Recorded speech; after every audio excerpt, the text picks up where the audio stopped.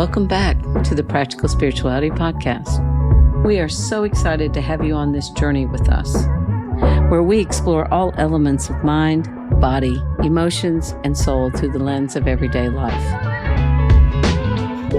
We love recording this show and are very appreciative of all the positive feedback we've been getting and the thousands of listeners who are tuning in every week. The show does take a lot of time and effort and investment from us. We would love to keep this going, and we need your help to do it. Please support the show by joining our community at Patreon. Our Patreon community get ongoing access to new and exclusive episodes, even after the completion of this initial season. You can find the link in our podcast bio in the description of each episode, or you can go to www.patreon.com/Practical Spirituality Podcast. On this week's episode, we discuss becoming aware of the different masks we wear depending on who we are with and the different situations we are in. So, Gareth, one of the things that I've been dying to chat with you about, and we've talked about this before with me, is being my authentic self or being myself versus the different masks that I wear in different situations. And I think that would be a really interesting topic for us to get into, because I think there are a lot of people out on the planet that aren't necessarily aware that they're wearing masks, like I wasn't aware. When did it come into your awareness that masks were a thing when it comes to our human existence? I think when you pointed it out to me. I think at some point I knew I had different personas, so to say, when I was around different people, because as a child, I went through life knowing that, well, this works for these people and this works for these people. And so my terminology I would have used is me being a chameleon. And so I always thought, it's not really a mask. I just know what people want, so I just give them what they want. It wasn't until you brought it to my attention and said, why don't you just be you? And I thought, but I am being me. So when we're talking about this, let's get clear for everybody. What do we mean when we say the mask that we wear? Well, I do think it's interesting because we can see it in the most simple of ways when we're around other people. Because obviously, say when you're in a one-to-one conversation with someone and say the conversation gets even surface level to a little bit deeper, you meet that side of that person. And then suddenly if you find that another person comes into the room and joins the conversation, how the conversation changes, but so does the people that are involved in the conversation. And then if you add in another person, you see all these different masks begin to be put on time and time again. And as well, the conversation changes, so does how a person laughs. It's just kind of incredible to how completely, as even in your words, the persona changes to actually suit the needs of the room. Yes. And so that is definitely something we all do, correct? Wouldn't you say? Yep. And it's not necessarily that it's a bad thing. It's just one of the, would you call it a survival technique that we have adapted as we've grown? I think it's because it's all we've ever seen, and I'm no doubt with people listening, there's going to be a pattern through a lot of our conversations, is that, our entire lives we've been exposed to people and we've seen these persona, these different masks change throughout our entire lives. And it's part of it that is a survival mode, but we're also being conditioned to be liked and to actually, that people-pleasing part of us that most people on this planet do have. And often you have to be liked in so many different groups of people in order to actually climb the ladder in this world, let it be professionally or even personally, to get out of the position that you were once in. And normally a lot of people don't like the position that they were once in, so they have to get creative in creating these new masks to get out of a particular place they were once in. See, and I can relate to that in the fact that, and I'll never forget overhearing this conversation with my daughter. She was a teenager and she had invited some friends into our home. She was walking down the hallway, and every year I used to take family photos. And as she was walking down the hallway, she was like, so just don't pay attention to my mom in these photos, because here's when my mom was doing the hippie phase. And this year is when she was doing Susie Homemaker. And this year is when she was doing the career woman. And then this year is when and I was in the kitchen going, oh dear. Because I hadn't even realized myself. Yeah. And after the girls left and I walked down the hallway, I was like, oh, she's right. Now, for me, I didn't think that they were phases, but because I had been the chameleon for so long, I was trying to find who was Kim. So I felt like I'm just trying these personas, I guess, out to see if that's who I really am, because I didn't know who I was. And I think that is the point of a lot of it, is that, you know, we're constantly trying to decide who we are depending on how other people react to us. And the authenticity of who we actually are, as we talked about in previous episodes, comes from us understanding much of our experiences to the amount that we can to date. And I remember even us, when we were starting this podcast months ago at this stage, is that there's a big difference between our professional voices versus us actually being able just to have a conversation between each other as Self and Kim. Yes. And the difference is actually hilarious in so many ways. But that was us putting on our masks back then, because we didn't know how to do anything different at the time. That's and we did right. call each other on it. We did. And I remember when we were calling each other on it, I was like, but I'm just being me. And you're like, no, your tone changes. And I was like, okay, let's try it again.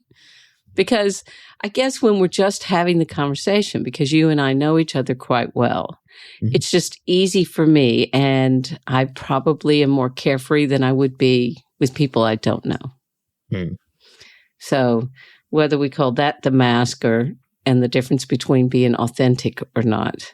Because often, obviously, we feel safe in very particular people's presence at times, which helps take off certain masks as we go along. But it's all about how we, I guess, are able to translate our experiences to another person, and how that person also makes us feel. But also, without realizing it, we normally put out little testers to a person that actually sees it safe enough to take off that mask, depending on the day also. But it doesn't be long coming back on, also depending on what that person says. Or it's a very interesting thing that, once again, we've never really been taught to look at. But it's not extreme when we say that it happens every single day for us all, because you put a different mask on when you're talking to your partner, you put a different mask on when you're being a mother or father to your children, or raising your children, talking to the postman, getting on the bus, going to work, talking to your own parents, whatever it might be. It's only when you sit back to actually begin to look at it, you realize, wow, there's a lot of different versions of me that I wasn't quite aware exists. But as you said, it doesn't mean that there's necessarily anything wrong with that per se, but it is important to explore it and question it, because you do get to know the many different versions of you that the world sees. I think that, and also one of the things I want to talk about more is, for a long time for me, I would project what I thought other people wanted to see. And I would like to talk about the effect that has on our energy and who we are when we're doing that on a daily basis, because we don't feel good about who we are. So what are your thoughts on that? A part of every time we put on that particular mask, we're kind of going out into the world to kind of see how people respond. And then if we don't get the response that we like, we go back to the drawing board to try to see, okay, what can I do differently? And even if that is a subconscious decision that we make, because it's been conditioned. But no matter these different faces that we end up putting on, we'll find that over a lifetime, it's never going to satisfy us, never really the answer that we're actually searching for, because we're always projecting a version of ourselves of who we are. So are you saying then that we're never truthfully our authentic self on an ongoing basis? See, the authenticity thing is an interesting one, because these different versions that we put forward are elements of ourselves that need to exist as a part of our experience. So they are versions of us that is real, that we do live in our day-to-day life. However, it's not maybe us communicating our truth from our experiences that we have been through. And as long as you're communicating versions of that, it's not 100% authentic to who we completely are. But these versions might be a much lower percentage of who we are. So it's a tricky one to answer in that regard, because only you can ever tell what's 100% authentic to you with the exploration of it. And I think a good example is that, say, when someone passes away, or when you go to the person's memorial or their funeral or their whatever it may be, it's amazing all the different stories that you hear about this person you thought you knew, and then suddenly you get to hear all the different versions of that person that also existed in other people's lives. And I think that's what most people find interesting when someone does pass, because then you do find people going, I didn't know that about that person, I didn't know that about them, I didn't know they done that, I didn't know they like that. So it just begins to show this person was a lot more complex than I actually give themselves credit for, but we are the exact same way. And I like that explanation, because the terminology I would use is, I didn't know that side of that person. And like, I know there's sides of me that a lot of people haven't met. And even, to be fair, 25, 30 years ago, when I first started really working on who I was, the fear and the anxiety levels that I lived in, the people who knew me then to the people who know me today, or even when I have gone home, they're like, oh my gosh, you're so different. I don't think I'm any different. I mean, I know I'm not as painfully shy and scared as I used to be, but they see a completely different individual showing up and laughing and carrying on, where before I would never engage with people. Even as you're saying that, I didn't know that side to that person. Well, that person didn't even know that they were presenting that side of them, and they didn't even know that side of them. So that's where it does become so fascinating, because all we know is that when we present that side of us, we kind of do go into our own trance in some ways of how we should behave in front of that person. And that's where throughout life, it can get very exhausting, because we're constantly putting on these different masks or different faces. And that leads me to ask you about, how then do we become aware that we're putting the different sides on, or that we're putting on a mask? Like, if we're not, and what I mean is, I'm sure some of us know that we have different sides that we present at different times. And even when I used to work in the drug and alcohol rehabs, I'd say, okay, I'm putting on my counselor hat. I'm coming home, I'm putting on my mother hat. So I was aware of those sides of me. But how do we actually know if we're not aware of that we are putting out that different information or wearing a mask?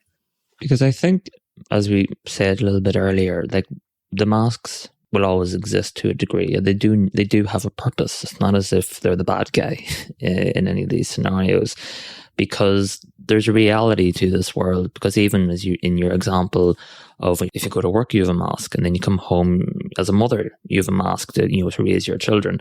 Well, there's a reality to maybe you not exposing your children, because they're so young, to certain realities of the world. You need to put on that mask to nurture them, to care for them, whatever it might be. As the years go on, some people don't know when to put a mask down, and that's okay, that's enough of that mask for now. There's no need for that mask to exist anymore. Because what people do is that they overwhelm themselves with too many masks then over a period of time, because it's an automated process. So the more aware we become that these different parts of us do exist, and you begin to question, do I even like that mask that I put on? Is there actually a purpose or need for that mask anymore? Because obviously there was at one point, that's why it exists. So it's actually beginning to explore that. And no different to when we talked about before, your realization of it lately was when I had mentioned it to you years ago at that particular time. So it's only when someone brings it to your attention in a way of reminding you, because, I have no doubt, Kim, in the many years throughout your life, you've been aware of this, that we put on different masks and we have different personas and different things. But it's when someone says it directly to your face and reminds you that this is actually happening in front of another person, it is a bit of a setback. It kind of does take us by surprise. And I think hopefully even people listening to this will begin to actually look at themselves, even if it's through the next 24 hours, of the different masks that they put on with the people that they're communicating with. Because if you're communicating with a person, there's a mask on. See, that's what I find very intriguing, that if we're communicating with the person, we're putting a mask on. Mm. Is there ever a time when we're communicating that we're not? No, I think we always have a mask on. Of some version. Of some version, but as I said, I don't see that in a negative light by any means, because we're constantly trying to figure out who we are, and in so many ways, and that is a journey that actually continues to the day we're no longer here. Mm-hmm. So the masks might morph, change, develop, but I think if there was a goal when it comes to the masks, at the moment, if we have 4, 6, or 8 masks, is that how can we continue to limit the number of masks that are present within our life, because that's how life begins to become less exhausting, because there's less versions of us. I agree with that, but I also would have thought, and I guess I do think, because it's one of the things that I say, is the more that I can speak from my own truth without having to filter my truth, then there's fewer masks that I'm wearing. So, for example, you and I were talking, the last time you and I were talking, I had to go to dinner with someone afterwards. Mm-hmm. And as I walked in the door, there was a group of 6 people, and someone said to me, "Wow, you're looking pretty rough." Mm. And I remember going, "Well, yep, I am. It's been a rough day." And, in the past, I would have never done that. In the past, I would wash my face. I would have put on all fresh makeup. I would have gone in. "Hi, everybody. How are you doing?" Instead, I just went. And when someone said, "Do you want to talk about it?" I went, "No, not really. I just, I'm just did it rough today. And so I'm probably not going to be really lively tonight." And that felt almost like a relief, because I could just say, this is where I'm at in this moment. I don't need to go into the detail, but I don't need to hide the fact that I've been upset. Is that kind of a way of putting down a mask? That's exactly it, because you become aware before even entering into the room, so to speak, that the automation normally is put on a new mask. So you made a decision at that particular time to actually be more authentic to yourself. And this is where, as we both know, it does depend on how rough our day is or was at that particular time, the week, the month that's in it. Because sometimes, even though the mask over a longer period of time can be exhausting, but depending on the day that's in it, sometimes it's actually easier to put on the mask because it's automated and we don't have to be our authentic selves because we've never really been taught how to be authentic. That's also just as exhausting around new people as well. So therefore, sometimes it is easier to put on a different mask because it's safe in its own way when we don't feel safe in the world that day. Which is an interesting statement for you to make, because I would venture to say there's a lot of people that don't feel safe in the world on any given day. And so they're aware of that, and therefore that is why they're wearing the mask. So at what point then does wearing a mask, especially if we haven't, done any self-inquiry, when does wearing a mask become destructive? I don't know if it ever really becomes destructive in a person's existence, but it doesn't. Having these many different masks, and if you know that you're constantly putting them on because you don't feel safe in this world or because you can't be yourself, you're never going to feel at peace or feel at whole with your whole being of who you are. So if that becomes a bigger problem for that person, not feeling safe, not feeling whole, then you actually have to go back to, like we talked about in previous episodes, different traumas, the different reasons, the different things that just naturally need to be looked at over a period of time with the right people or the right help. But for some people in this world, because there are 8 billion of us, will go through life having all these different masks and be completely fine with that. If you know what I'm trying to say, it comes back to the individual of what feels right for them. But the more masks that we have, the less we know about ourselves as a whole, so to speak, because we're constantly being different people. I think the reason I asked that question is because I was thinking, is there a time when we identify so strongly with our mask that we don't know who we are underneath the mask? I think that can be the case, where the mask does become naturally who we are, because that's what we've been taught, especially if it's a mask that society accepts. Mm-hmm. And then we're living that on an ongoing basis. Then therefore, yeah, that is who we become, and that is who we'd rather stay for a long period of time. But this is where life has always that interesting ability to throw a curveball in that makes us question the mask that we're wearing, because the fact that sometimes we drop the mask without realizing it because life threw us something, it opens up new experiences. It allows us to question new things.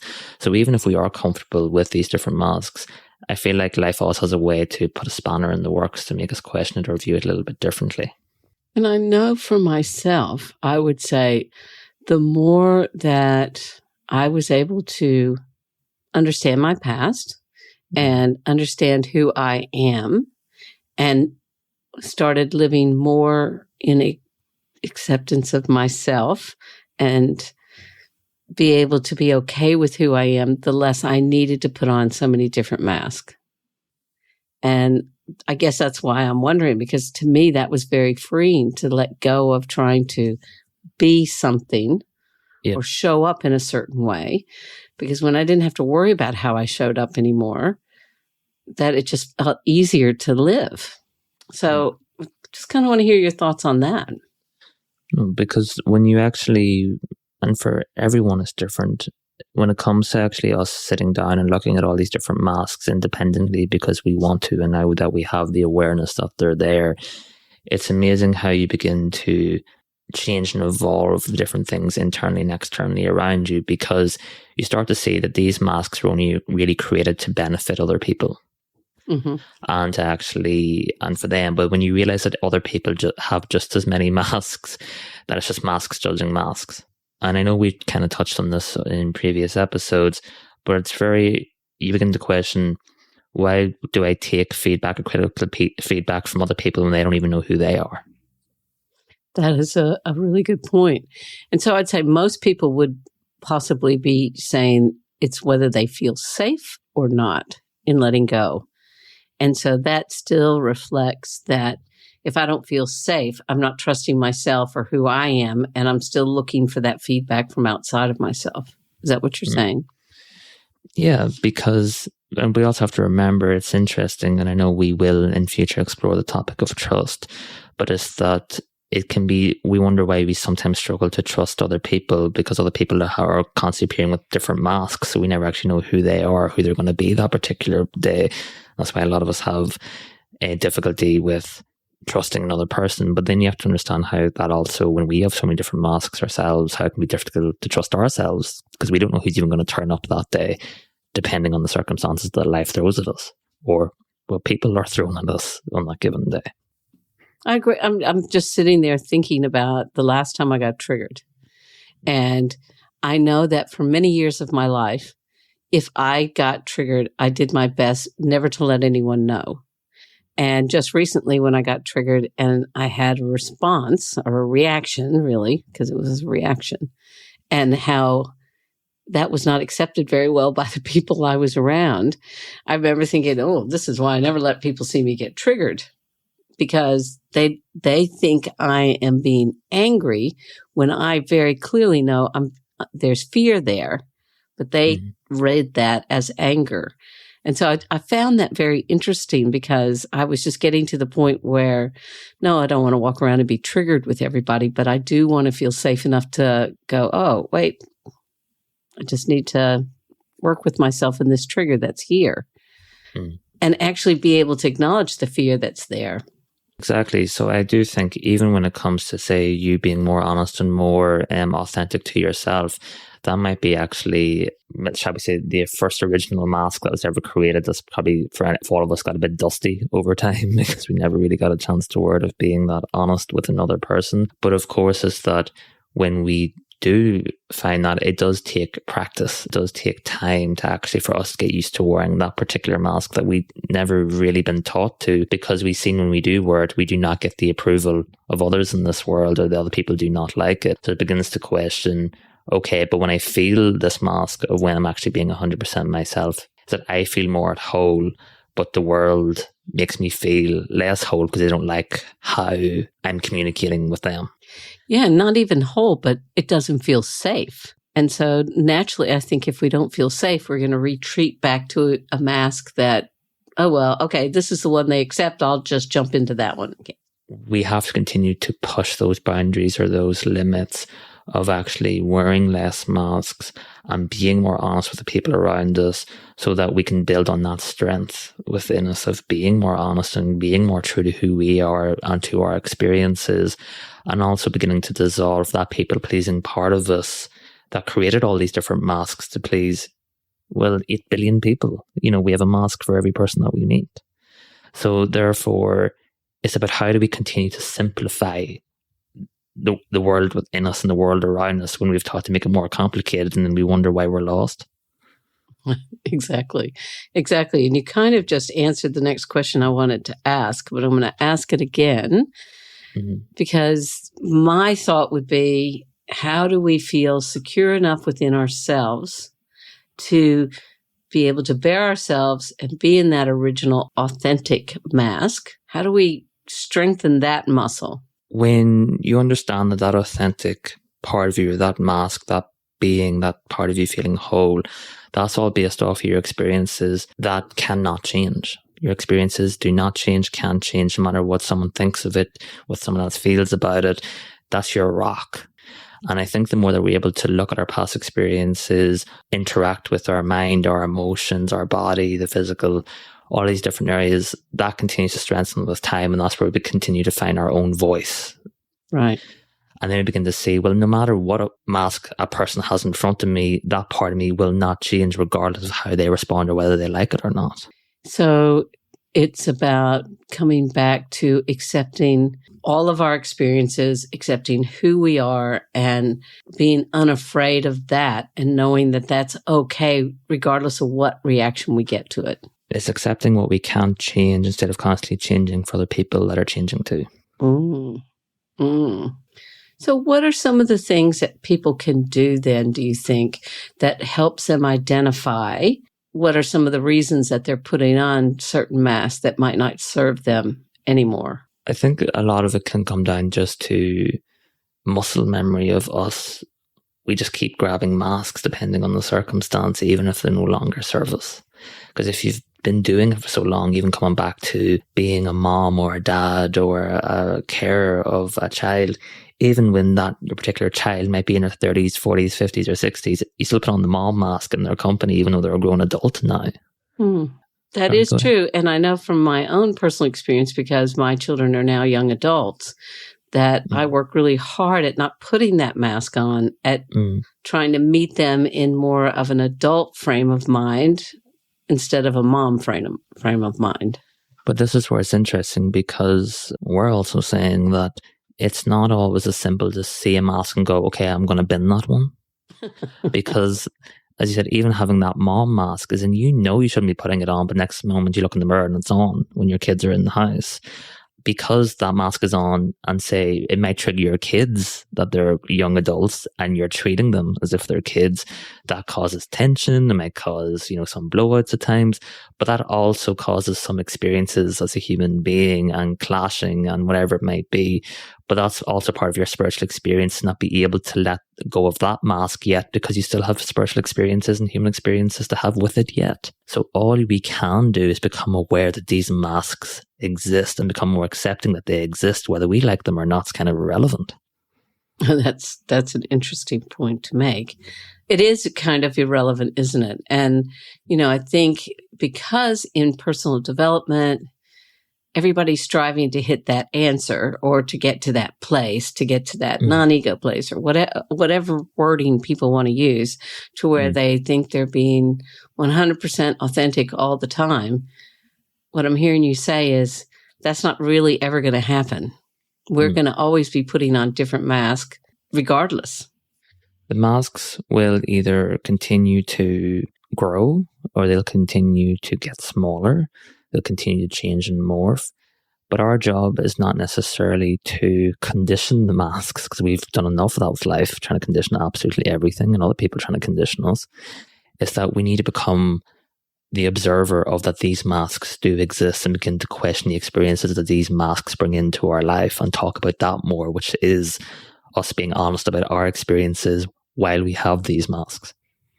I would agree with that. And one of the things that you've often challenged me on is that the different masks that I've put on and the different roles, like when I'm working with clients, you have often said to me, well, you don't have a problem being honest when you're working with your clients, but you aren't as honest when you're speaking to your kids or to one of your friends.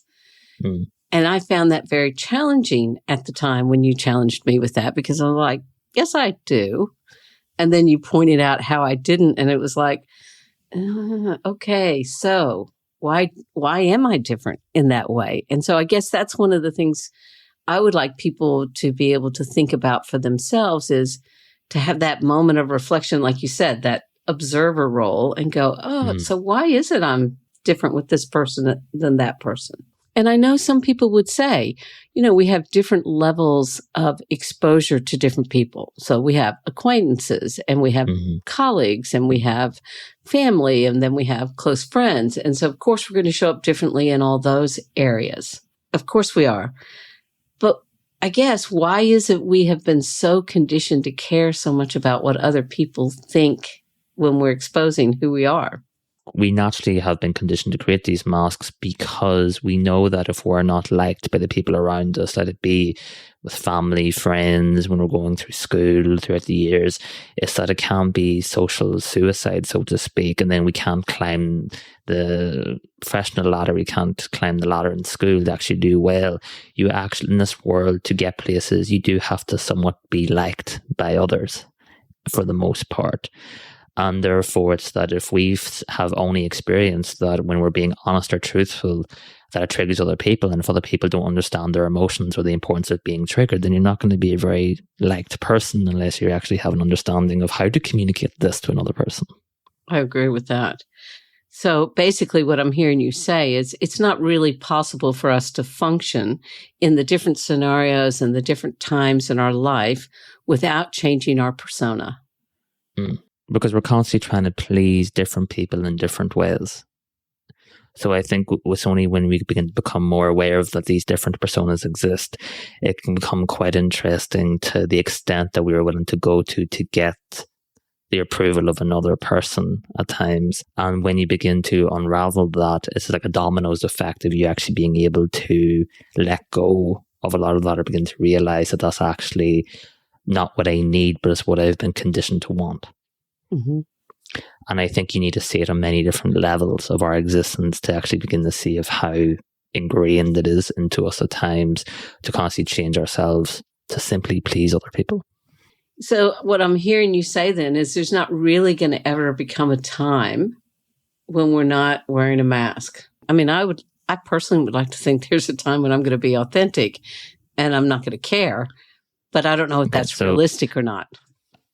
I think it's that you are being authentic if you can own the mask that you're wearing. So as we talked about, there's not a problem with wearing the mask. The problem is at times that we're not aware that we are wearing the mask in these different social circles or these different environments. And when we can actually own that these different masks exist, and we become curious to why they need to exist and to observe how we interact while wearing them, it can become actually a beautiful experience to actually witness these things. So as long as you're owning the mask that you're wearing and you're able to communicate it to yourself, never mind anyone else, then you are being authentic to you. I think that's a fair point to say. And so one of the scenarios that came up for me the other day that when I was chatting to someone was, if I feel really bad about something and I come across someone that's feeling really good, and I choose to put on the mask of feeling good, but I'm aware that I'm doing that because I don't want to bring their party down, that I'm still being authentic because I'm not denying myself. I'm aware that I'm choosing to match their energy or where they're at for that particular period of time. Is that correct? But then you also get to ask why after the fact, because you actually have the awareness to explore it, because often when we make that split decision in that moment of time, it's often automatic, even though we're aware that it's happening. So this is where it gives us the chance to knock off autopilot in some ways over a period of time and begin to question the automation and why it exists to begin with, which is about exploring ourselves. Right. And it's only then that we put some of the masks over a period of time potentially into a retirement home. You know, we don't get rid of them. We don't bin them. They're just retired. Because they're no longer useful to us at that point, correct? as part of our spiritual experience moving forward, because we've captured all the experience we have or are meant to have with that particular mask. So that's interesting, because you're saying that, and when I think back to that younger version of me that was full of anxiety and full of fear, and the people that related to me at that stage of my life, I definitely think that mask has been retired. But I can tell you, just recently I got triggered, and I felt that come rushing to the front very quickly, and it was confusing to me, because I thought, wait, no, I don't want to go into anxiety right now, because I felt it happening. But then when I went, okay, so there is anxiety present, doesn't mean that I have to go back to that.